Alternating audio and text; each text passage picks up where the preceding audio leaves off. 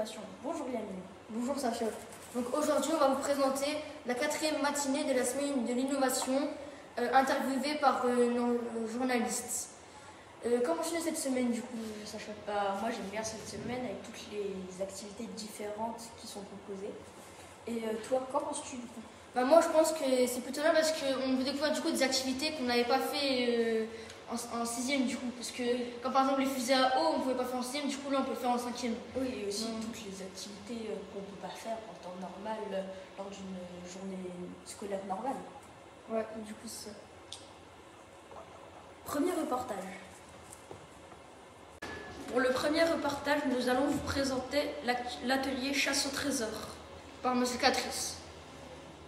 Bonjour monsieur. Bonjour. Qu'est-ce que vous faites dans cette activité? Alors, l'activité qui est effectuée ici, c'est la chasse au trésor. Donc, c'est un atelier qui est destiné aux élèves de 4e et de 3e et qui fait participer les cours d'histoire, d'art plastique et technologie. Vous êtes le seul professeur à animer cette activité? Non, puisqu'il y a Madame Richard en art plastique, Monsieur Wemel en histoire et moi-même en technologie. Donc là, le but, c'est en fait, c'est à chaque fois, c'est de faire des épreuves. Et à chaque fin d'épreuve, c'est de trouver un code qui permet de trouver l'activité suivante. Pourquoi vous utilisez des drones dans cette activité? Alors, les drones font partie d'une épreuve. C'est-à-dire que les drones sont utilisés d'ailleurs plusieurs fois. Soit pour décrocher les enveloppes qui sont suspendues au plafond. Donc avec les hélices, ils coupent les ficelles pour récupérer les codes dans une enveloppe. Soit les drones sont utilisés avec une caméra pour trouver des codes qui sont mis en hauteur. Ou encore, les drones, on peut les faire parler. C'est-à-dire qu'en fonction de leur figure, ça correspond à des lettres qui vont donner un code. Donc ils doivent deviner les lettres, à quelles lettres ça correspond à la figure qu'ils sont en train de faire. Et à partir de là, ils en déduisent les numéros et le code. Du coup, pour la deuxième activité, c'est celle de l'affiche collaborative en Grande-Bretagne. C'est présenté par Madame Desmaîtres en salle 9, donc la salle d'anglais. Que propose l'activité ici? L'activité qu'on fait aujourd'hui propose la confection d'affiches sur la célébration en Grande-Bretagne. Ok. En quoi consiste cette activité? Donc on a distribué aux élèves des fiches avec par mois à chaque fois tout ce qui était fête, célébration, jour férié. Et donc on doit créer des fêtes sur une affiche donc pour chaque mois pour ensuite pouvoir les proposer à la classe des affiches. Y a-t-il des différences entre les jours fériés en France et en Grande-Bretagne? Donc il y a effectivement des différences. Donc nous en France on en a un petit peu moins en Bretagne. Donc là on est plus sur les célébrations, les fêtes, pas que uniquement sur les jours fériés. Mais on a un trait plutôt similaire, par exemple le jour de Noël, par exemple qu'est-ce qu'on a aussi, le jour de l'an, etc. Sinon, eux par exemple, ils ont le 26 décembre que nous on n'a pas, et qu'on appelle le Boxing Day.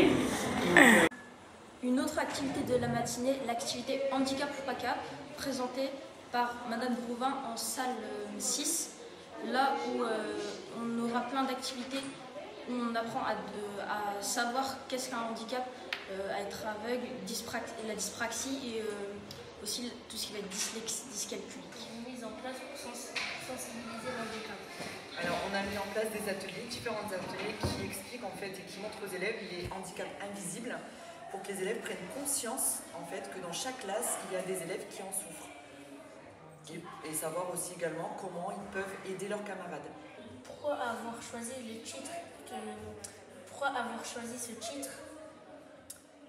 Alors on a choisi, Madame Trouvin a choisi ce titre parce que le cap en fait est la fin du mot handicap. D'accord? Donc on est cap ou pas cap, donc on est apte ou pas apte. Avez-vous un message particulier à faire passer à ceux qui hésiteraient à assister à cet événement? Alors c'est bien d'y participer parce que en fait il y a beaucoup d'élèves qui n'ont pas conscience ou qui ne connaissent pas les différents handicaps.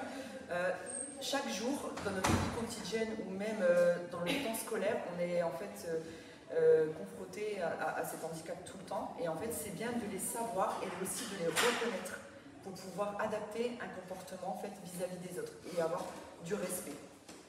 Voilà. Merci. Merci. Pour l'avant-dernière activité de ce matin, nous allons vous parler de l'extraction de l'ADN d'une banane par M. Albert en salle de SVT. Bonjour. Pourquoi avez-vous choisi l'extraction d'ADN de banane comme activité?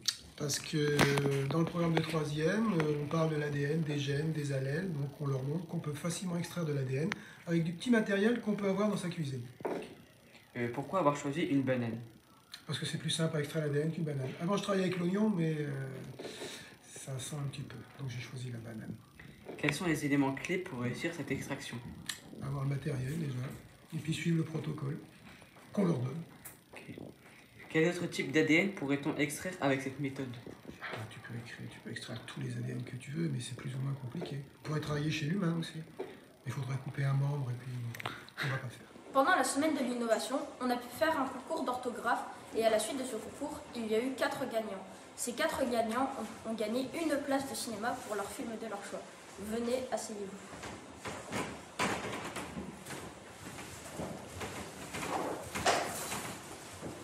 Tenez les places. Merci beaucoup.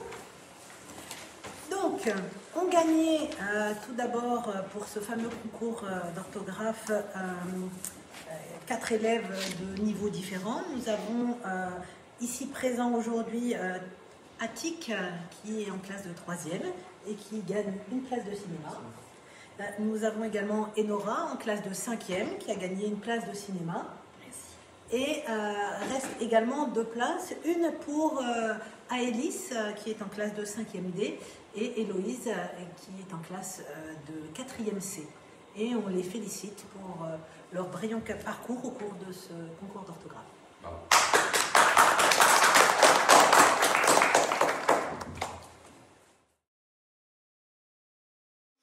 Bonjour, pourquoi avez-vous choisi cette activité? J'ai choisi concours d'orthographe parce que c'est une activité enrichissante et j'aime bien le français, donc voilà. Moi, parce que l'activité était intéressante. Et moi, je choisis cette activité parce que la prof de français m'avait dit que c'était amusant et fun, et du coup, j'ai choisi cette activité. D'accord. Est-ce que le concours d'orthographe était dur? Moi, je trouve qu'il n'était pas très dur en soi. Moi, j'ai trouvé qu'il n'était pas très dur. Je trouve qu'il a été facile. Est-ce que le concours vous a plu? Oui, j'aime bien l'esprit de compétition, donc oui, c'était bien. Oui, moi aussi, ça m'a plu. Oui, moi aussi. Avez-vous choisi cette activité pour vous amuser ou pour gagner? Au début, c'était plus pour s'amuser, mais après, si tu gagnes, c'est bien. C'était pour s'amuser. Je savais pas qu'il y avait quelque chose à gagner, du coup, moi j'ai fait juste ça pour m'amuser. Êtes-vous content d'avoir gagné le concours? Oui, moi, forcément, je suis contente. Enfin, je pense que tout le monde est content. Moi aussi, je suis contente. Oui, moi aussi. Êtes-vous content de pouvoir aller au cinéma? Oui. Oui, du coup, c'est gratuit, donc c'est une place de gagner. Moi aussi, je suis contente. Oui, de même. D'accord. Merci. De rien.